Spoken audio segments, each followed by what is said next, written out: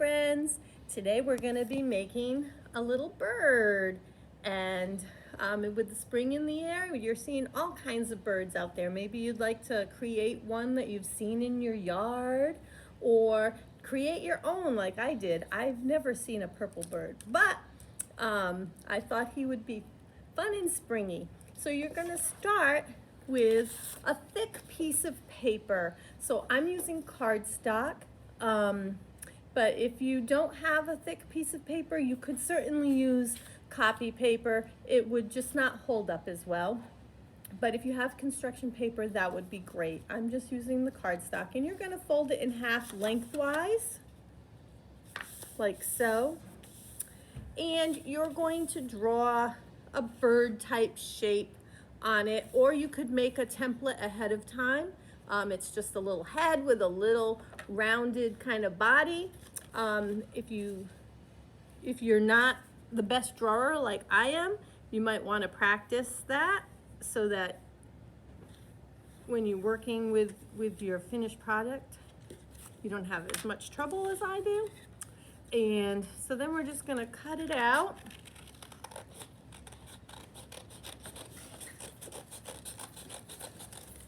And we need to make a slit in the top here for our wings. So we're just going to fold this in half and cut, maybe about an inch or so, just enough for the wings to slide through. As you can see, my initial one, I cut it way too big, but that's okay. It still is in there. So I'm just cutting it kind of near the top, maybe about 1/4 of an inch, 1/2 inch or so down, and just a little slit.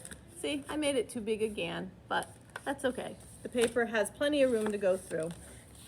Then you're going to take your paper and fold it accordion style. You need 2 pieces. I chose blue this time. I figured you guys are tired of seeing everything come out purple. I'm not, but you may be. So we're just going to quickly do this, and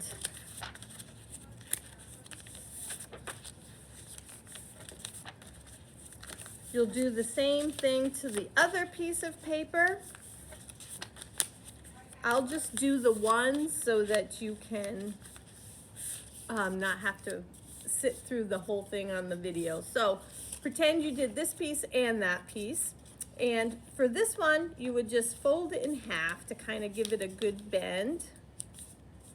And then slide it through your slit for your wings. And there you go. You can feather it out and you've got your wings. Now for your tail wing, you'd fold the paper as well. And where it's folded in half, you would then cut it with your scissors. And then you could staple it onto the back end of your bird, or I glued mine and then put a little piece of Scotch tape over the tail here just to hold it in place. But you could also staple it. That would really hold it well. And then you can fan this out as well. And then just take some yellow paper, or if you don't have yellow, take another piece of white paper and give it a color, orange, yellow. Maybe you want a purple beak. I wouldn't mind that. And you just want to have it 2-sided. So I'm just going to kind of cut like so. So it's 2. And I'm just going to, you could stick it inside like so and glue it in. Or if you wanted to cut it in half, you could glue one on each side to give your birdie a little beak. And don't forget to give him an eye so he can see where he's going. And if you'd like, you could even color in the belly. Maybe you have some pretty scrapbook paper. You could cut a strip off and glue that on the belly instead of coloring. It's up to you. Be creative, and let's see what you can make.